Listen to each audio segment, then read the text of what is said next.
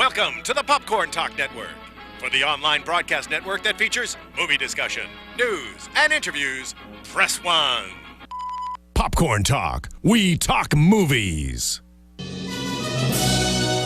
Congratulations. On behalf of the Popcorn Talk Network, the online broadcast network for movie talk, and the Schmoes know, you are now a member of the Jedi Alliance. May the Force be with you.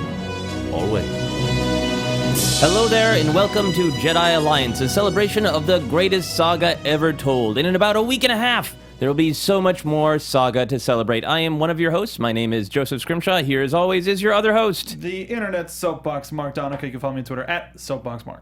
We've got a wonderful show. It was actually, it was fun talking about, what do we do? We're 2 weeks away from Force Awakens, and there's just all of this almost spoilery stuff. There's plenty of news. What can we get a show out of? And I like looking forward. So what we're going to be doing is looking at the future films that are going to be coming out in the Star Wars franchise. Yeah, so we're going to be talking a little bit about Boba Fett and Han Solo and a lot of the Scoundrel universe that's going to be expanded, a little bit about Rogue One, and of course we'll start off with some news. I've been thinking about, because we talked a lot last week about like that we're kind of done with info, and that we don't want much more.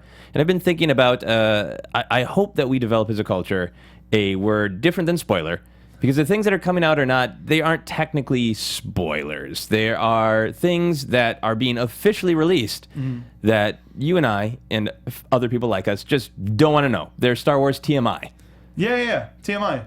Yeah. That's easy enough. Yeah, Spoilers, enhancements. Yeah, but it is amazing that there's just so much news out there about Star Wars, and The Force Awakens in particular, that we can talk for a long time about all the news without getting into anything that is, for us, TMI. I don't want to hear about like your Star Wars knee surgery, sort of. But so with that, why don't we go right into news from the HoloNet?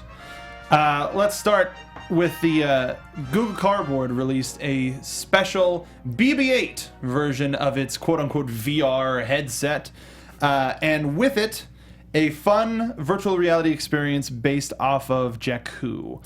Now, with all of the advancement in virtual reality, whether it's simple ways like this with Google Cardboard, or there's a lot of gaming headsets that are coming out, Oculus Rift, how do you think virtual reality will change experiencing Star Wars? I think it's just going to enhance what has already been there, where you get obsessed with little details. Like little details get shoved in your face that used to literally be something in the background. Like I always think about the Cryat dragon bones on Tatooine that C-3PO walks past, and you spend a bunch of time in them, near them in video games. So suddenly you know what they are, and when you're watching the movie, it goes from this like, oh, that's kind of some fun set dressing, I wonder what that is, intriguing, to I know exactly what that is and how it got there because I got spending so much time with the minutia. In VR, more than anything, seems like the appeal is spend time with the minutia. Certainly the way they're selling it for The Force Awakens is, are you such a Star Wars fan that you can be a detective and you can look inside a cardboard box and find a little detail on Jakku that no one else has?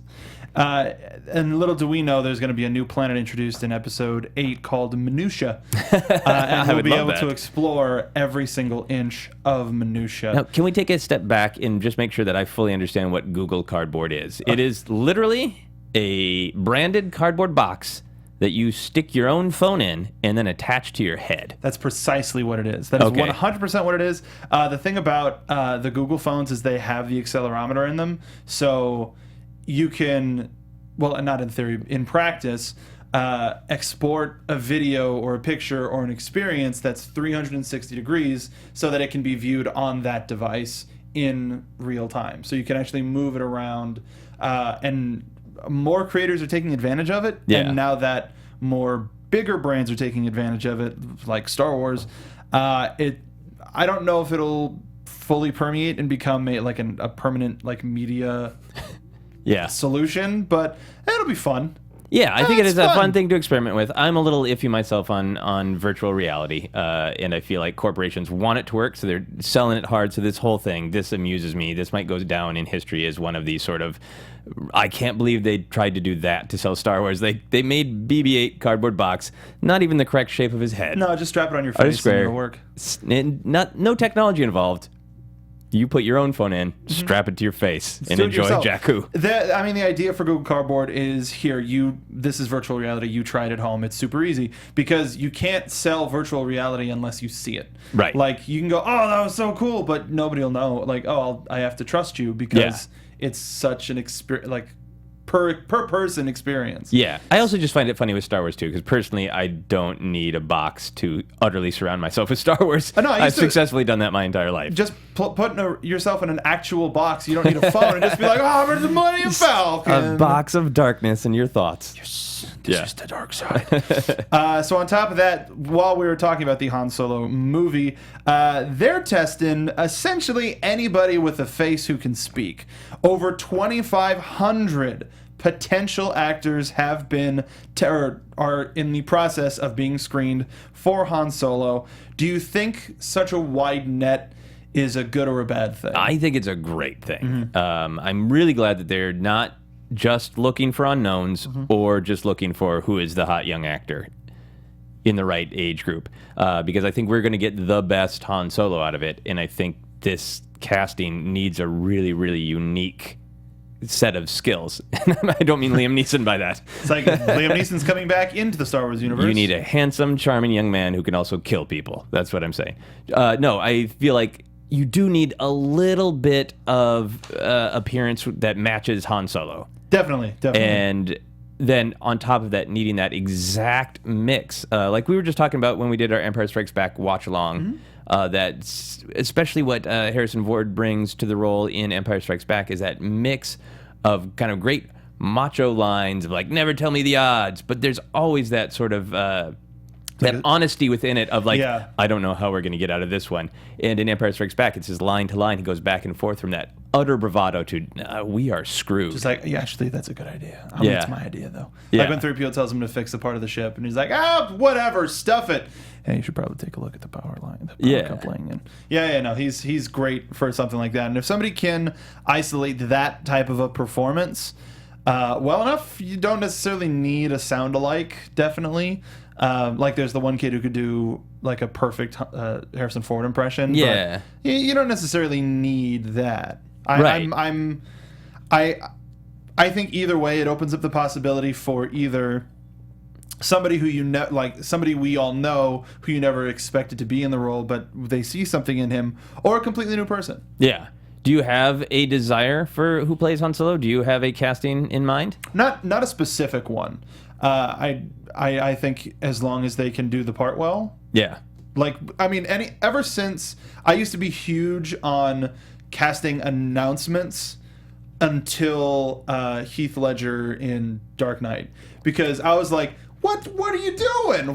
What's your problem? And then I was at Comic-Con. I forgot what movie it led out to, but we had the teaser that first let you hear him, and I was like, I'm not judging anybody based on casting anymore. Yeah. So if the studio has trust in him, then I'll do my best to hope to see what they say. I kind of want Carl from The Walking Dead, and I know that it's probably the most controversial thing I've ever said on this show, but in recent seasons he's growing to be a tough little badass, and I could see it.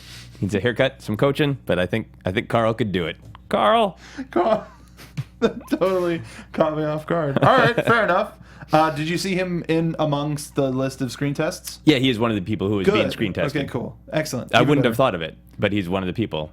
I mean, it's the wide net is good for a reason then. Mm-hmm. And then, speaking of wonderful things in life, Mark Hamill, who has been well documented to be a little too short to be a stormtrooper, went out for Omaze, and he dressed up as a First Order stormtrooper, went out on Hollywood Boulevard and was just kind of meeting with people, taking pictures, as a new announcement, or as a second announcement for the Force for Change in the premiere red carpet event. Right, and this is the same one that Harrison Ford did the surprise Skyping videos, right? So there's a perfect reason to believe that other members of the cast are going to pop up in other ways. We have 1 week left. Yeah. There's still we have 1 week left, and we have one of the big three left. Yep. Mm-hmm.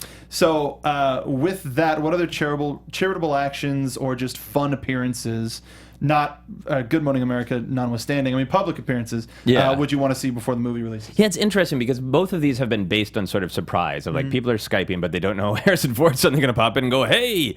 And this one, unless people knew Mark Hamill's voice, they didn't seem to know that it was Mark Hamill in the Stormtrooper costume. And I mean, that he's a voice actor, so he could yeah, he make wasn't something up. doing a lot though. When you watch the video, the video is hilarious, and it's a great reminder of the just the stark contrast between Mark Hamill and Harrison Ford. If Mark Hamill knows Star Wars, he is such a big geek.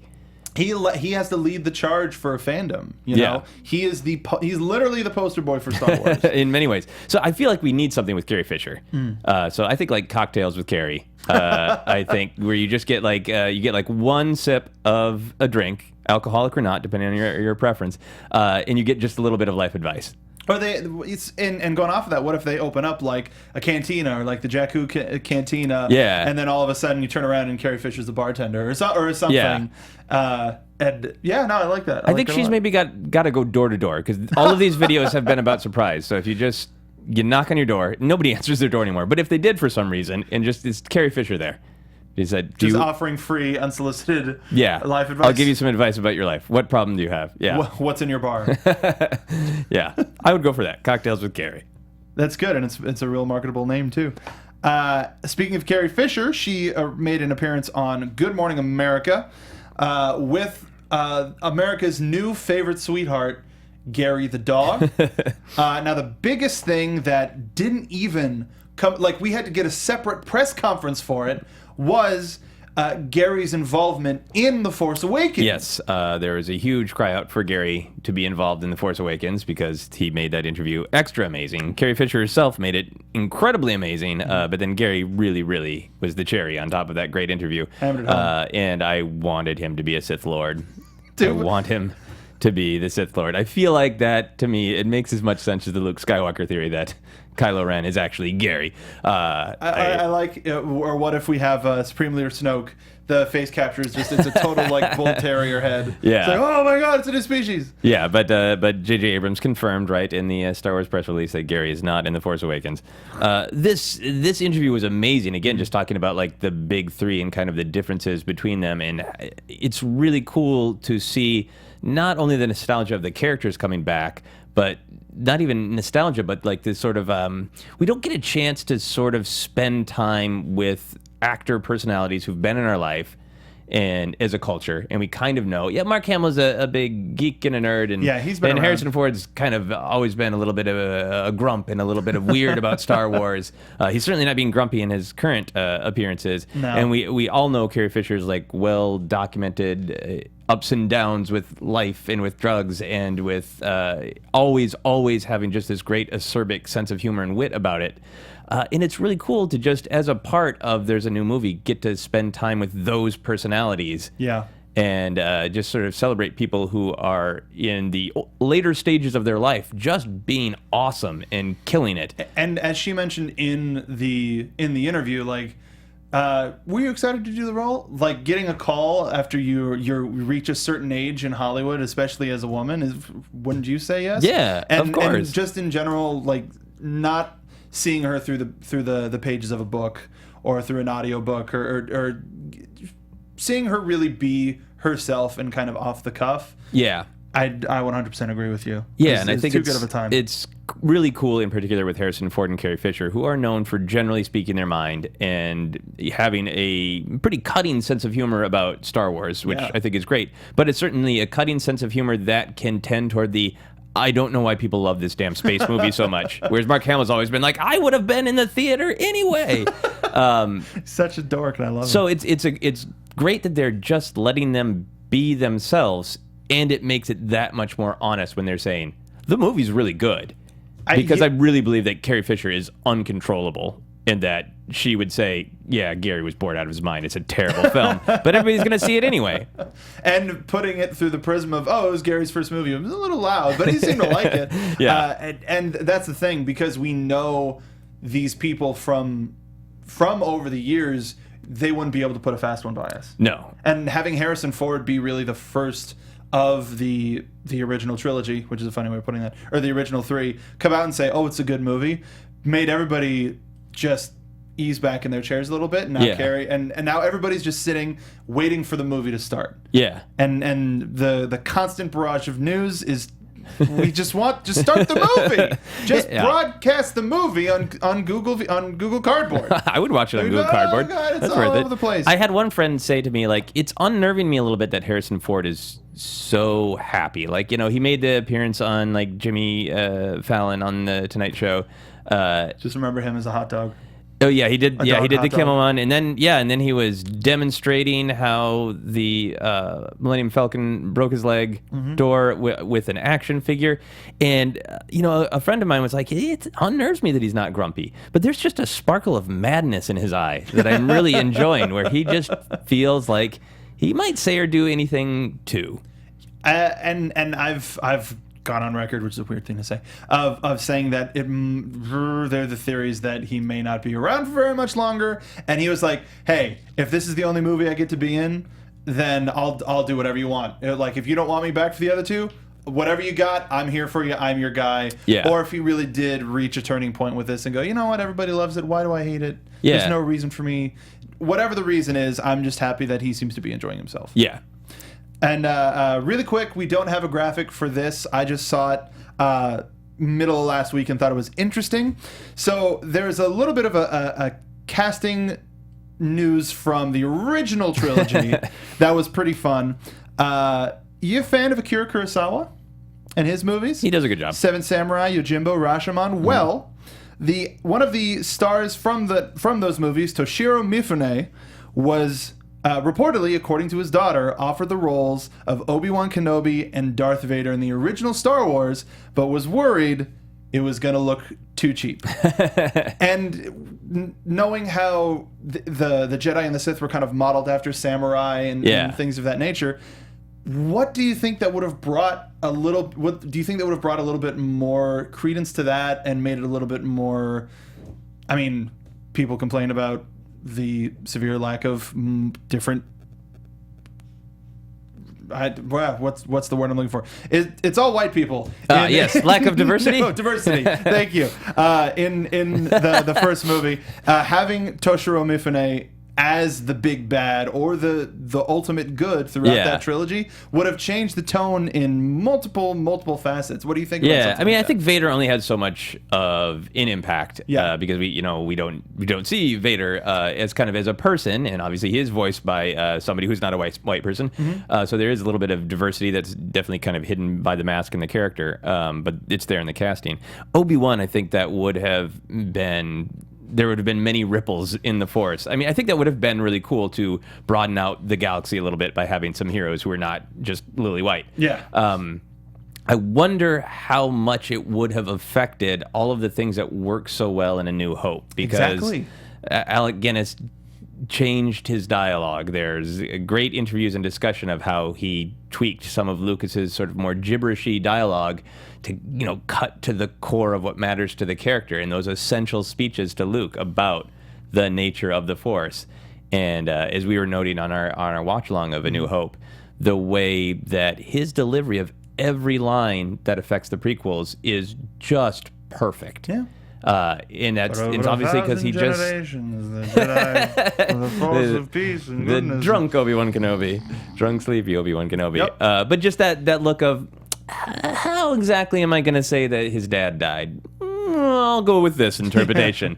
Certain point of view. Yeah, and I wonder if a different actor, if any different actor would have brought that same sort of that weight and that clarity and just that great character-based acting that lined up so well with the prequels. I agree. It's a great what if. Yeah, so absolutely. I just wanted a quick little note on that. And our last story in news from the Holonet, 1,600 AMC screens have sold out for the opening weekend, and there is a current estimate of $3 billion worldwide total, not for the opening weekend, just total. Yeah. And in those AMC screens, most have at least one 3D theater. Some have IMAX theaters. So, and that brings ticket prices up and up and up. Absolutely. And some of the few screenings that are left over are 2D ones. So, and the cheapest tickets to get. So, knowing what we know that now, this coupled in with the $50 million estimate that we already have, well, not estimate, but confirmation that we already have. Yeah, the estimate's up to 100 million now. Yeah. So we're starting with 100 million Pre-sales, yep. with pre-sale. What more do you see as sort of like our final prediction for the box office? Yeah, I still think that it is going to break Jurassic World's record. I think what we're seeing now is a lot of, whereas several months ago there was sort of like Three Little Bear predictions of like, it could be huge, it could be in between, it could be much smaller than people are expecting. And I think all of the articles I've seen from official sources that predict box office are admitting that this is at a scale where we don't have models. Yeah. There's a great article about Jurassic World about how it broke expectations of like, we can't estimate beyond about 120 to 150 million because there's so few films that do that domestic opening weekend box office that it's hard to start to project. I think one of the key things about this headline that 1,600 AMC screens have sold out, there's still tons of room. Even though that many screens and showings have sold out, the fact that the theaters have added all of the additional showings mean that there's still plenty of room for the casual fan or the person who's just like, okay, I've seen that damn Verizon commercial 800 times. I'm just going to see what the damn movie is. There's still room for them to wander in. And that's just AMC. That's not Regency. That's not Regal. That's not any of the other big theater chains. That's a good middle of the road, not too expensive like an ArcLight, and not too inexpensive like a Regency. So I think that's a good like average for both sides. I think that's a median for both sides of the coin. Yeah. So I still think it's going to do close to like 210. 210? Yeah, 210. I'm going to stick with my 300. Like Yeah. that may be going over, but it's Star Wars. Why not shoot for the stars? A new hope. Cool. Well, that is our news from the Holonet. We are going to move on to our main topic for today's show, which is a discussion of all of the non-Force Awakens movies that are coming out. So, Mark. Yes, sir. Do you think that we are going to get a movie every year?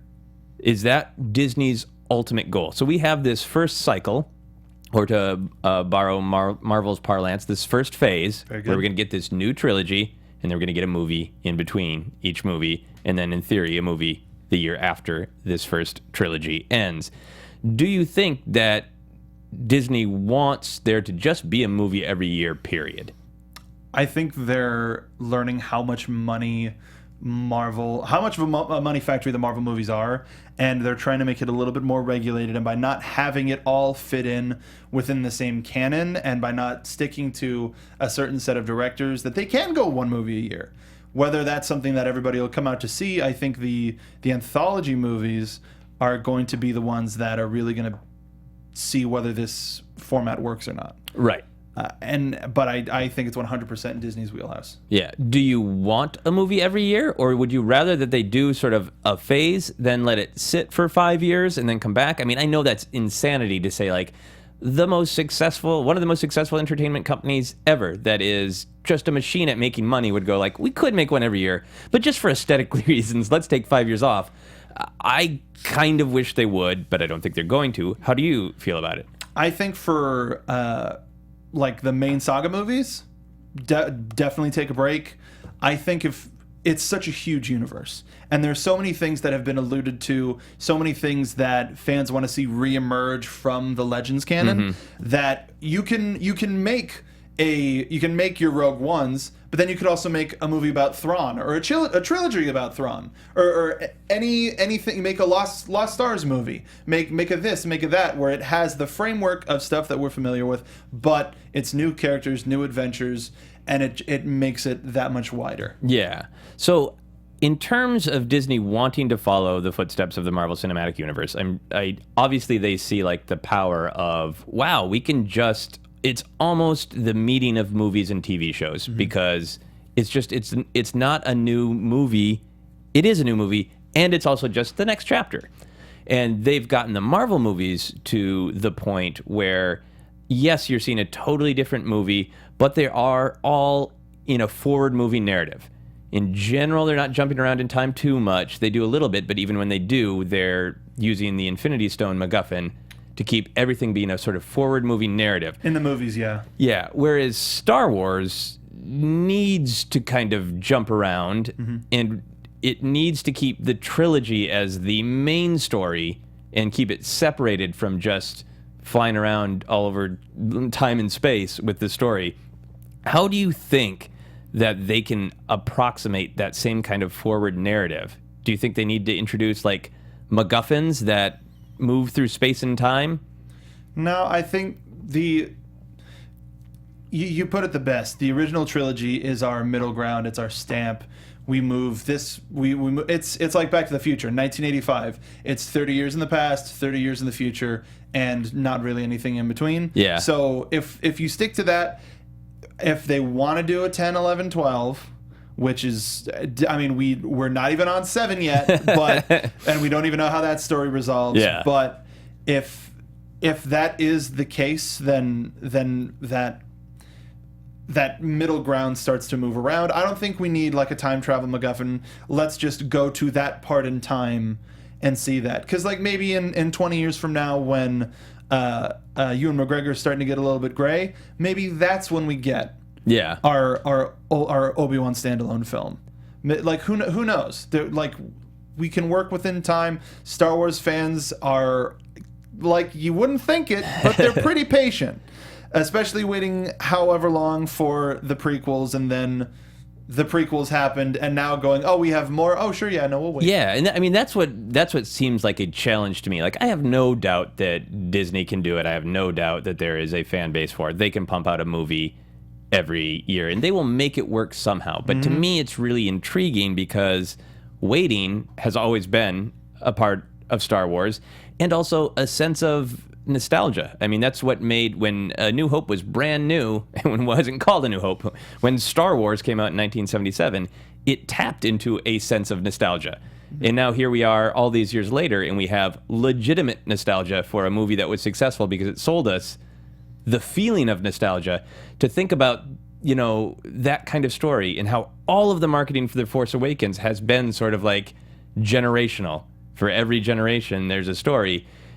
And then to have that be, and for this generation, that story will not end until you stop coming to until you get so angry and disgusted, you just stop going to the theater. And staying within the Disney framework, they're doing something that I don't agree with right now, where they're taking their animated classics and updating them in live action, and the list of those movies is getting longer and longer and longer to a point where the generation that grew up with those movies is like, where do you stop? We have them. We're good. Yeah. So depending on how deep they take the rabbit hole for Star Wars, I think Kathleen Kennedy is a little bit smarter than some of the folks up at Disney's movie making. But I think there's, as I have already said, there's so much. We could go anywhere. So to stay within the like you start people off on the Han Solo movie, and you maybe introduce a concept in there where it's like, oh, well, how did that happen? Like we were talking previously, the Battle of Tanab. Yeah. Why? Let's see those little one-off mentions, those one-off planets. What are they about, and how do they fit into the grand scheme? So we all have a general understanding of it. Yeah. Cool. Final kind of big picture question, and then we'll get into the specifics of Han Solo.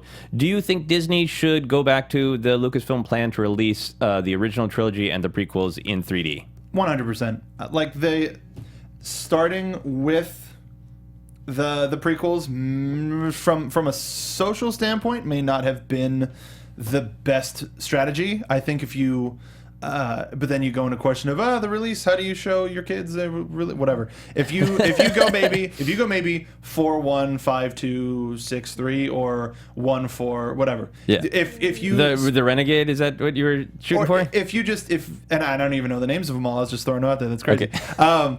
If you space them out to where you get the generation that grew up with the prequels loving them, and then the generation that grew up with the original trilogy loving them, and you space those out either a year or 2 years, hit it. Let's do it. It's only more money in Disney's pocket. Yeah.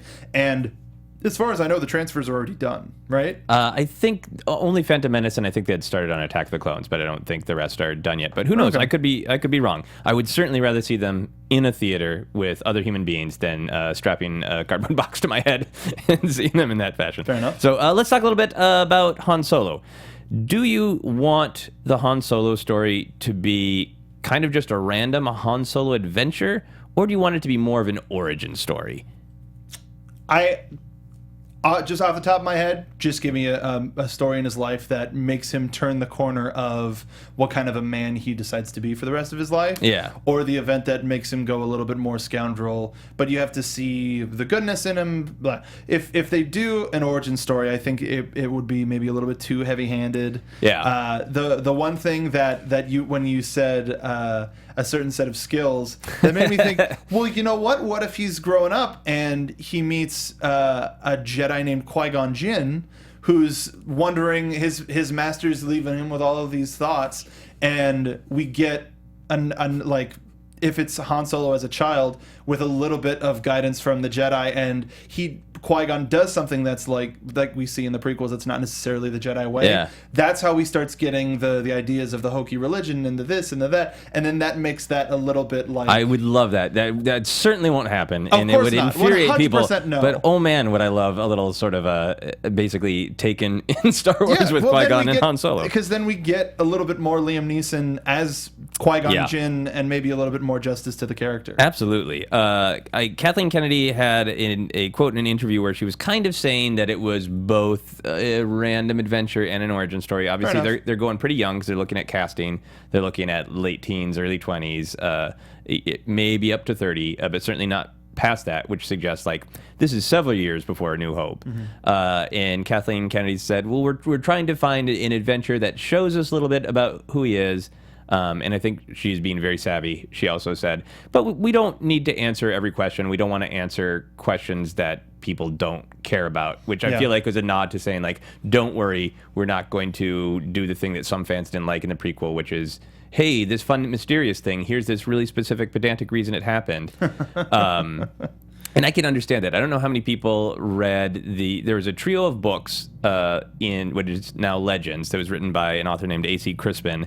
There's the Paradise Snare, Hutt Gambit, and Rebel Dawn, which is basically Han Solo's origin story. And the books were really well written and really good. But that book series went back and forth between being fun realizations of who Han's character was that really made everything fit and resonate, and then things that were just like a little too on the nose, so everything was just tied with a little perfect bow on top. But there's great things in the stories where we kind of learn a little bit more about how that he used to hang out with a kid who was kind of like Luke, so you would understand why he'd say like, well, why don't you come join me? And he had some bad early experiences with the rebellion, so you understand, like, so there's a lot of that kind of stuff in the book, but there is just also some stuff that's a little too on the nose. But it made me really feel like I want to see a Han Solo adventure that only nods at the very broad strokes of who he is. Like, why don't we see a road trip movie with him and Lando? Yeah. Something basic, something like, we just got out of the academy. Let's go, let's rock, let's go to Space Vegas. I don't know, something really silly like that. I like that we are in a culture now where we care about our main characters. We want to know what's going on with them internally. But that has now led us down this path where like every movie has to be an origin story. Every single one of Daniel Craig's films is building to who he is. I'm a big Doctor Who fan, and I really like the current season with Peter Capaldi, but at the same time, it's an examination of who the Doctor is. And those things are great, but at a certain point, I kind of just want pulpy adventures. Yeah, like that's... running into TV for a quick second. That's what I loved about Avatar: The Last Airbender. It was 3 seasons. It was quick. You got side stories every now and again where you got to see where people on both sides of the good and evil thing are feeling and what brought them to that decision, and that just generally rounded them out so that when they did get a chance to go on an adventure, you would have more understanding. And it was the adventures that informed the backstory, and the backstory that informed the Avengers in a wonderful circle. Symbiote circle. Yeah, so I would love it if it was just Han Solo having a fun adventure, a very young Han Solo, like I'd be happy with like 20, where he learns not to trust people, because that's where we find him at A New Hope, and just like that's all the more I need, you know? And not a super dramatic, I'll never trust anybody ever again. Yes, no Come winking. on, Chewie. No winking at the camera. Han Solo should only wink at other people, not at the camera. Fair enough. And really, while we're talking about Han Solo, I just remembered, I didn't put this in the news, but the Life Debt, the new book in the Aftermath series, the new cover has the Millennium Falcon on the cover. Oh, nice. So it looks like maybe it is going to be a little bit what they were teasing. They really, really need to follow through on that. And back to the movies, how he met Chewie. Like, yeah, where that's a the great life thing came to fill out. And I wouldn't be upset if that was in the movies, but it sounds like maybe it will be at least mentioned in that book, if not explored, kind of what the power of that is. So do you think the Han Solo movie is going to be self-contained, or do you think, given our discussion of trying to branch out the franchise, are they going to leave it open to see if it generates sequels? Because if they want to do a movie every year, that's what's worked with Marvel. It's not just a brand new superhero every year. It's like, hey, Iron Man is great, so we're going to spend time with him. Ant-Man did really well, so we're going to do an Ant-Man 2 as well. And it seems to me like that's one of the most organic ways to grow the franchise if they want a movie out every year. But I also kind of still just want that like one standalone adventure. I think something that I've noticed Disney is doing is they close the chapter, so you do get closure, like with Tomorrowland, which was a flop, and Lone Ranger, which was a flop. Both great movies In solid closure, being a flop. But I saw both of them in the theater. I really enjoyed both of them, but they finished their story and had them ride off into the sunset in a way where if somebody yelled help or whatever, or you would be like, awesome, let's get another adventure. So it's, you close that chapter, and the box office is the test of if we make another one, and then you come out 2 weeks later saying, oh, it was the plan all along. Yeah. But no, Disney's been burned a little bit too much by putting a little too much faith into stuff, no matter what sort of market it seemingly had, and I don't think Star Wars would be any different.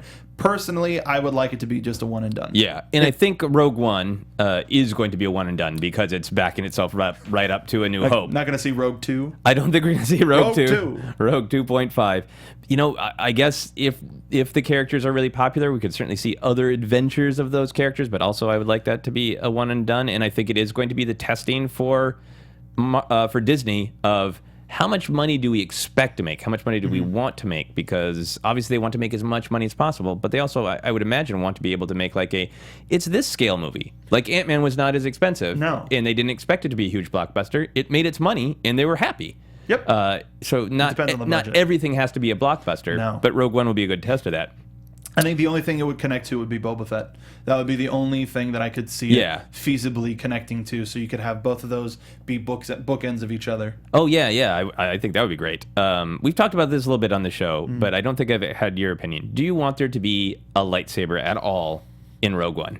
From what we're seeing on the Rebels TV show, there are more Jedi around. And as we mentioned in the Order 66 episode, there are more Jedi around. So whether it's somebody that we know from left over from the Clone Wars era, or somebody from Rebels, or somebody completely new, maybe one, and because it's a secret mission, nobody knows that they exist. Yeah. And or they're just killed immediately, because I feel like part of what Rogue One is testing is not only how a standalone movie is going to do, but how much can we make a genre movie that steps away from some of the staples of Star Wars and to have it stand alone. Will that work enough for fans and for the general public? That's the Marvel influence right there, because there's superhero movies, then there's Marvel movies, because Marvel makes a certain type of movie in this genre, in that genre, in this genre, in that genre, and now they're testing at first test with Rogue One to see how far they can push that with Star Wars. Yeah. Here's my other Rogue One question. Do you think everyone will or should have 70s hair? I hope so. They're backing themselves into that corner with Rebels, because a lot of the characters have a 70s look. And I love that just because A New Hope was made in the 70s, that's just like an official thing of the Star Wars timeline is right around this era, mustaches and sideburns are everything. Oh, Wedge. I still am clinging to the hope and the theory that Mads Mikkelsen is Crix Medine, just because he has that comb over. That's his hair. Yeah. In comb over, that's a classic time. There was a lot of it in the 70s, but it's a timeless, sad haircut. So that's enough about Rogue One. If you'd like to hear us talk more about Rogue One, we did a whole episode a ways back, so look that one up. So Boba Fett, to my research, this has been heavily rumored. It has been acknowledged by Kathleen Kennedy and Lucasfilm as the movie they intend to make for release in 2020. But I don't think there's ever been an official press release announcement from Lucasfilm that it's not been slated yep, yet. Boba Fett for sure. And I think there is confusion about that because you'll see headlines that just say Boba Fett announced, and then you click on them, it's like, oh, this entertainment website reported that another entertainment website reported that Lucasfilm said, yeah, maybe. So Boba Fett, we have to go in with a little caution. But I'm finding myself, at first I was sort of like, but now I'm getting excited about the Boba Fett movie. It depends on what era they make it from. If they make it his redemption story after Return of the Jedi, crawling out of the Sarlacc pit, or if they make it as a crime drama between him and the other bounty hunters. Yeah. Before leading up to him walking into the Star Destroyer in Empire Strikes Back, then it depends. But as I've said many times on the show, I'm not really a big Boba Fett guy. I think he's cool and he serves his purpose. But there are a lot of other bounty hunters that I would like to see their story a little bit more than Boba Fett, especially because we've seen a lot of the important stuff in Boba Fett's life, just not the in-between. Yeah. And if we do get the 1313 game, then we don't need a young Boba Fett movie. We need an older Boba Fett movie. Yeah. I could see the movie going a couple different ways. I could see, if Boba Fett is involved in the Han Solo movie, or great idea to have him involved with the Rogue One, that kind of it's not a MacGuffin like the Infinity Stones, but those little pieces that start to connect the universe and make people feel like they're seeing the same thing. I think we do that. Then at a certain point, you're investing in this character so much, who used to just be sort of mysterious and cool. Mm-hmm. We learned more about him in Clone Wars and in Attack of the Clones. So I can see them just going all in of we're going to get to know Boba Fett. Who is the real Boba Fett? We're going to make him a really well-rounded character, and you're going to find out about him. And that could be cool. It could be cool. It's too late for him as a little more. Yeah, it's too late for him as a mysterious character. No.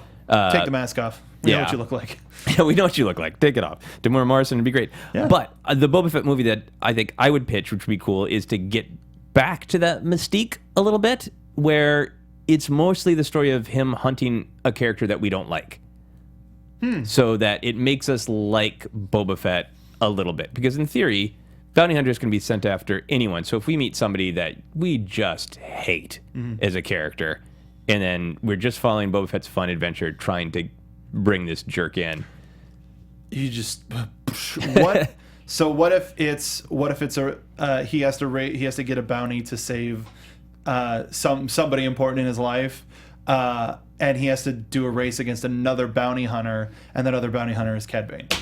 That would be very, very cool. Get a cinematic Cad Bane. A cinematic Cad Bane would be awesome. We could also just march through his story, because it was really left dangling at the end of the Clone Wars animated show. So it could be just a march through his teen years into how he becomes Boba Fett. Yeah. But I think everybody recognizes the danger in origin stories at this point. The audience being exhausted with origin stories. Spider-Man and Batman are two wonderful examples. We all know Boba Fett's origin. Yep. Mace Windu killed his dad in the alley with Batman's parents. That's right. Anyway, okay, so I think that gives us a little bit of an overview of what movies are in theory coming out, different ways to approach them. So, Mark, if you could pitch a movie to Lucasfilm, what would you pitch? It would be an allegory to, it would be kind of like a new iRobot. But it would be IG Robot, and it'd be about IG-88. Okay, so you want your IG-88. I want IG-88 do you want us, like the Boba Fett question, do you want to get to know IG-88, or do you just want him hunting people for 2 hours? I want his legend story now, where we meet IG-88, B, C, and D, and we get the side story that he was almost the Death Star. Just because that incorporates the original trilogy and adds a little bit of extra sauce, if you will, on top of on top of that wonderful meat pie that is Star Wars. So I just, that's just one of my favorite characters. So I would love to see more about him in general, whether that's a whole movie or whether that's involvement in the Boba Fett movie or whatever it might be.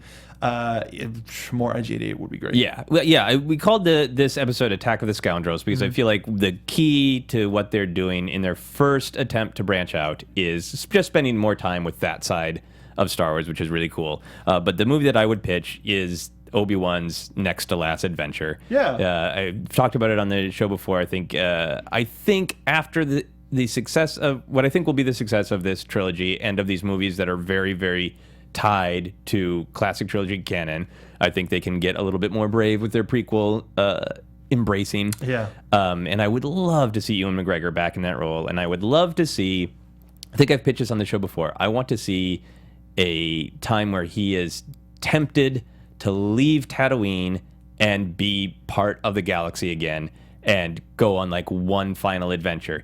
It'd be cool to actually see him leave Tatooine, but maybe the adventure comes to him and he can have it there. And I know there's a book, a Legends book like that does something along those lines. There's a comic series too. Yeah, but I would love to see that in a much larger sort of cinematic form. And if we're going to be real about our answers, because IGD will never happen, I would love to see a Lost Stars movie. Yeah. Because that's an audience that people see Star Wars that are young adult readers and go, but people who aren't young adult readers see Star Wars and go, ooh. So it kind of flipped the switch on it a little bit. Yeah. But it's such a good story involving, like, it could be a multi-part series. Having a Star Wars that bridges the gap for that teen audience, I think is a no-brainer. Yeah. I think that's great. And you already answered my final question, which is a small character. But I thought you were going to say Ludacris, and I was going to get mad. Oh no, IG88 is not Ludacris. He's small. The way they use him in the original trilogy is a little ludicrous. That his head is everywhere in various parts.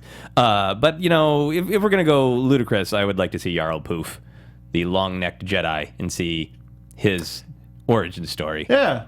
Every character has an origin. How did his neck get so long? It's like a medieval torture device. Just pulled it Probably just born that way. But it would be fun to explore, I think. All right, so let's take a quick journey into our Mind Probe segment. That is where you can send questions to our Facebook page. We have a Mind Probe post. Just leave a response. Try to keep away from like spoilery type questions, just so we can keep our minds free for now. Yes, type questions. No TMI type questions. But these questions come directly from you, the viewers. So make sure to go to Facebook. Jedi Alliance is our page. Like us, leave us some questions on our Mind Probe posts. We update them like once every 2 weeks. So cool. Let's get started with PJ Maurer asks, people keep talking about when Luke will appear in Force Awakens. When do you think we'll see him? Yeah, I think we'll see him certainly in the second half, maybe in the back half. And I don't think that he will pop onto the screen full of action swinging a lightsaber. Yeah. I think it will probably be a little bit more of a calmer, sort of having reverence for this great lost Jedi Master. I obviously deeply want to see that green lightsaber of his ignite. Yeah. But at the same time, what I want more than anything is for him to be a no apologies, incredibly powerful Jedi Master. Anakin was the child of prophecy who was incredibly powerful, and then Luke was his kid who was just as, if not more powerful, is the way I like to interpret the story so far. So I just don't want them to back out on how powerful he is. I want him to be able to just like throw AT-ATs around with his hand. Like I want him to be... So, and people always get afraid of not knowing narratively how to handle that level of power. Mm-hmm. The great team of creative people involved, I think they can make Luke really powerful, and that's what I want. I want the lightsaber to be a last resort. I think he'll be in the back half of the movie too. Yeah. I don't want to think about it. So Justin Seiler, thank you PJ. Justin Seiler, would you rather have just the theatrical editions of the original trilogy, or a mixed version that blends the theatrical cuts with the good editions of the special edition? Now we talked about it a bit during our Empire watch along. Empire kind of. They benefited the most from the special edition cuts. Yeah, they took out the part that used to be a part of the special edition, where Luke screamed when he jumped. That's gone. There's nothing in Empire that I super object to. Because honestly, I probably wouldn't have said anything about it unless you mentioned it. I've watched the special edition cuts before, but those ones are so kind of seamless that they don't seem too out of place. Yeah. I mean, I think it is fun to think about making your own cut. There was a little flare-up this weekend, a joking, loving flare-up between Christian Harloff and Ken Knapsack, two great Star Wars commentators, about the fan edits. The non-cheese edit? Yeah. Christian has been advocating and letting a lot of people know about the anti-cheese fan edits. And I think there are a lot of great changes in those. But for me, I think what some of my sort of like prequel enjoyment comes from is I see Star Wars movies as like friends or family members, and I accept them despite their flaws. And I feel like fan edits are fun, but having editions of the movies that are sort of catered to exactly what I want, I feel like that's saying like Star Wars is a friend, and I accept that friend even when it has horrible, annoying flaws, and I learn to live with them. And I feel like just wanting a fan edit is saying, you can be my friend, but I'm going to cut these parts off of you that I don't like. I don't like that finger. Let's just get rid of that. Clack. Yeah, no, I think I agree. Great fun in the anti-cheese edits. Christian always gives great advice and great pointers, and if you don't like the prequels, I think they're a great thing to check out. But for me, I just want to watch what is. No, I agree. I agree. Let's stick with what we got. Because we do have the benefit of multiple versions. Like watching the original version is like going back to like a picture book, or not a picture book, but like a photo album, and going, this is what made me love it. And then when you see them change and evolve over time, you gotta love them. Yeah, they grow up. Yes, and we should too. Jedi Alliance. The more you know. And thumbs down aplenty. Michael Oppenheimer asks, what is your favorite never really been canon Star Wars story? His has always been the Thrawn trilogy, but I love the X-Wing Wedge stories too. Yeah, in the previous expanded universe, just it sort of lived and died by George Lucas's whim. It was canon until he went, nah, it's not canon anymore. What? And I think he dumped some Boba Fett stuff and made some other changes for the prequels and whatnot. That Han Solo trilogy that I mentioned, it has for me some ups and downs, but overall really well written. I would love to see them just go ahead and draw some of the good ideas from that into the Han Solo movie and just make that canon. I figure that's what we're doing. We're seeing a lot of there's been so much Star Wars that's Legends now, and they're just kind of picking and choosing the best stuff and stuff that they can improve or stuff that inspires them and making a new canon out of it. And I think it's a matter of time, especially with the Han Solo movie. I think we're going to get some referencing to that. Personally, Star Tours. Anyway, our next question. There's a third Death Star in there. That's not canon. Yeah. Our last question, Jasper Elways. As always, we like to end the Mind Probe with a very serious question, one that has a lot of social commentary to it. What would a Wookiee look like if you shaved it? I think a Wookiee must be ripped. That's not what I want to be under there, but I think Wookiees are very strong. They have to have a musculature. Just a straight up, pumped up bro. Yeah, they're very, very long and tall. Mm-hmm. So yeah, I think I think they would look sort of like The Rock, but stretched. Like a lean, muscular Rock. Yes. Lean Dwayne Johnson. Yes. Inappropriate proportions. Dwayne Johnson. Ugh. Inappropriate portions. Dwayne Johnson. Funhouse mirror. Dwayne Funhouse Johnson. mirror. Fair enough. But portions. I'll keep that. Do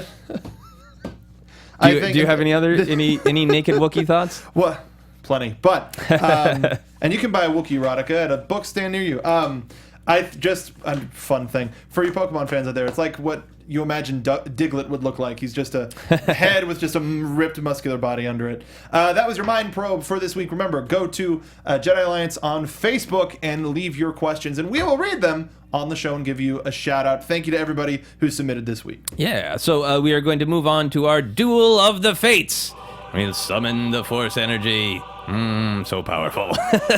Nowhere near as strong as it's like a strangely proportioned Dwayne Johnson, but I try. Last week's question was, Disney appears to have dropped episode 7 from most of the marketing. Do you think they should have kept it, or is this the better marketing move? And everyone's general consensus was the same as kind of what we talked about on the show last week, is that it's clearly really good marketing. In light of our conversation today, it's certainly frees up that idea more that these are just going to continue. There's no numbers. This is endless. We get in this whether we want it or not. Yeah, and everybody agreed that it's good marketing, but it does need to be included in the scroll, or else we're kind of really walking away from the idea of a trilogy and that these 3 stories are one story and they're linked. And Ashley Brooks, in particular, said it well. Said, we largely identified the prequels as episodes 1, 2, and 3, so I don't mind that this is giving us a fresh awakening with the Force Awakens marketing. That being said, we still must, all caps, see the phrase Episode 7 in the titles when they scroll past on screen. And I agree. I think that they will be there. 100%. This week's question, we've had a lot of kind of weighty questions the last couple of weeks, so we wanted to get back to some basic, just fisticuffs. Who would win in a fight, Jawas or Ugnaughts? You're insane, and I love it. This is so great. I gotta give it to my boys, the Ugnaughts. Yeah? Yeah, I think Jawas, they've got a lot of tech at their disposal, but Ugnaughts they're the working class. They got a whole bunch of meat on them, so no matter how much that shock blaster, which is in Battlefront and it's just crazy powered, it's like a shotgun. Oh, really? Yeah. But it's like it's an unlock like many levels in. But I think the Ugnaughts will be able to take all of that and just brute force on the way back. They dismantle machines, so those hands are strong. I think you want to talk about disproportionate Dwayne Johnson. Yeah. That's a different fun size mirror. That's a squashed, not a stretched. Cool. So let me ask about this Jawa. Is it clearly a Jawa blaster? Do they label it as a Jawa blaster? Frequently used by Jawas. Frequently used by Jawas. It's that same gun that he's holding in our picture. Right, that he shoots R2 with. See, I have always thought that that's a droid-only blaster and does not affect organic creatures, but I don't know where I got that in my little head. Well, just because you only see him use it against a droid, so you're like, oh, well, they steal droids and must just be a droid gun. Yes, I think it's probably something my older brother said to me in the early 80s, and it's just been locked in there ever since. Happens all the time, I understand. Yeah, I feel like the Jawa might have numbers. I feel like maybe if the Ugnaughts made it to Tatooine, that they might be surrounded by Jawas. I hope they're going to be Jawas in Jakku, because I think they should proliferate throughout the galaxy. Yeah. But I feel like when it comes right down to it, the Ugnaughts have those big ripping teeth. I think they could eat whatever the Jawas' faces are. That does give me pause that I don't know what the Jawas' face is, because it could just be those two bright eyes are actually on top of huge razor teeth. It's just void. It's literally just void, and a darkness just swells over the Ugnaughts and takes them into an unknown dimension. Yeah, but I think the Ugnaughts with brute force and big old teeth are going to rip them little Jawas apart and take their blasters out of their hands. So we will post this on our Facebook page as well, and feel free to weigh in on that Facebook page, and we will read some of your responses to this very important battle next week. Any other final thoughts on all of the movies that we have coming our way on the Attack of Scoundrels? Just don't text me spoilers. That's all I'm saying. And also as a side note, I'm still trying to get the Jedi Alliance PlayStation Network account taken care of. I created everything. I have it. It's Jedi Alliance Pod, no spaces. Make sure to add me as a friend. I'm still trying to get all of that worked out. We're all getting the Battle for Jakku DLC soon, so we'll be able to share some of that. And I want to play. I want to play with the wonderful people out there in the Alliance. So.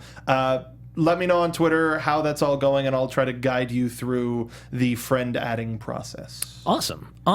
And we are going to have our final Star Wars watch-along, Return of the Jedi, this Thursday. We'll be joined by Tony Thaxton, who is an avid Return of the Jedi lover.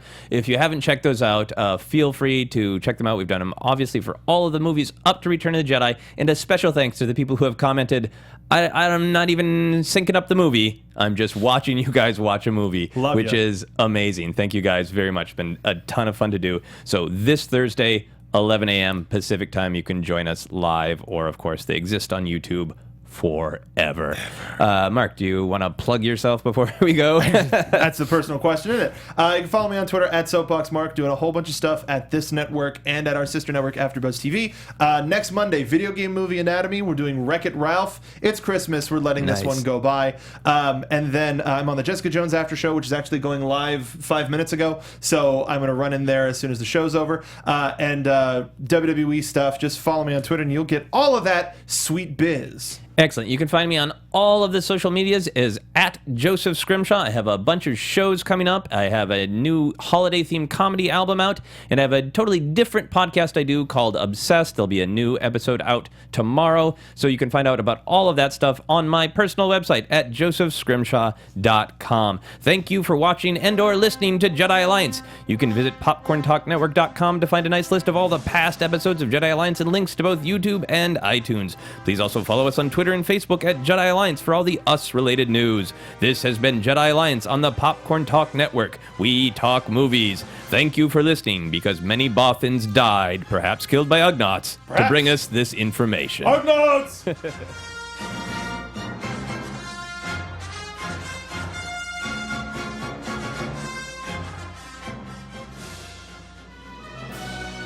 From producers Maria Menounos, Kevin Undergaro, Phil Svitek, and the entire Popcorn Talk Network, we would like to thank you for tuning in.